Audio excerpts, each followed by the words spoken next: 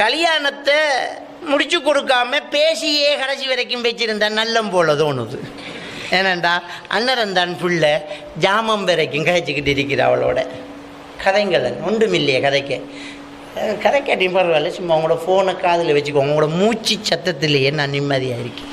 ரெண்டு, ரசித்தவன், அப்படியே பொண்டாட்டியை ரசித்தவன் சொல்கிறதுக்கு ஒன்றுமில்லை. சரி என்னமாலுன்னு சொல்லுங்களேன், உங்களோட சின்ன வயசு வாழ்க்கையை கொஞ்சம் சொல்லுங்கள். கேட்குறதுக்கு ஒன்றுமில்லை. உம்மா சுகமாக இருக்காவா? அவள் மௌத்தா 7 வருஷமாக இருக்கணும். ஓ மௌத்தாயிட்டா என்ன? உம்மாப்பா எலும்பு மிதிக்காது. இப்படி விசாரித்தவர் கல்யாணம் முடித்ததுக்கு பிறகு பொண்டாட்டி கோல் எடுத்தா என்ன